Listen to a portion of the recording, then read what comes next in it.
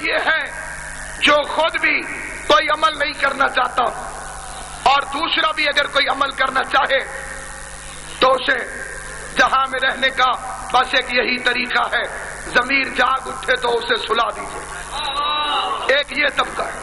دوسرا طبقہ ہے جس کے اندر جوش ہے، جیسے ابھی میری ایک بہن بولی، ادھر سے ایک بھائی بھی بول رہا تھا کہ چلیے باہر روڈ پر، پھر جب کوئی غیرت کرتا ہے تو اس کا حشر کیا جاتا ہے غلام رضا نقوی کی طرح۔ اس قوم کے پاس غیرت کا یہی صلہ ہے۔ اگر بغداد میں ہم ہوتے اور امام موسیٰ کاظم زندان میں ہوتے تو 14 سال تک شاید ملاقاتیوں کی فہرست میں ہمارا نام نہ ہوتا۔ خالی عقیدت، خالی محبت، زبانی جمع خرچ فائدہ دینے والے نہیں ہیں۔ اگر اس کے پیچھے کوئی وارث بن کے گیا ہوتا آج 10 غلام رضا نقوی اور پیدا ہو گئے ہوتے۔ 14 سال ہو گئے ہیں مسلسل زندان کے اندر، اور پھر قبلہ نے بتایا وہاں تشدد، ظلم ان کے اوپر کیا جاتا ہے، اور جب کسی کو کہا جائے کہ بعض ظلم ہو رہا ہے، اوئے ہوئے ہوئے بڑی زیادتی ہے۔ اللہ اللہ خیر صلی اللہ، روز چکبال بنے گا اس قوم کے ساتھ، روز شہادتیں ہوں گی۔ ہم اس دور میں زندہ ہیں کہ جس کے بارے میں ایک شاعر نے کہا تھا، ہوا ہی ایسی چلی ہے ہر ایک سوچتا ہے تمام شہر جلے ایک میرا گھر نہ جلے۔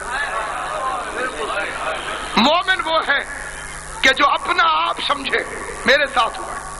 کوئی اجتماعی دعا آپ کے سامنے کسی نے پیش کی ہو، ذرا سا کوئی آگے کی طرف چلے، تھوڑا سا کوئی قدم بڑھائے، اتنی خطرناک ہے قومیات، اتنی خطرناک ہے۔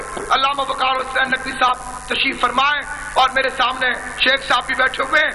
بند کمرے کے اندر 14 مومنین کے اندر میٹنگ ہوئی تھی اسی لاہور شہر کے اندر، 14 حضرات صرف اور صرف خفیہ میٹنگ رحمان پورے کے بارے میں۔ کسی نے کہا اتنے لاکھ جلوس نکالو، پیسے دوں گا۔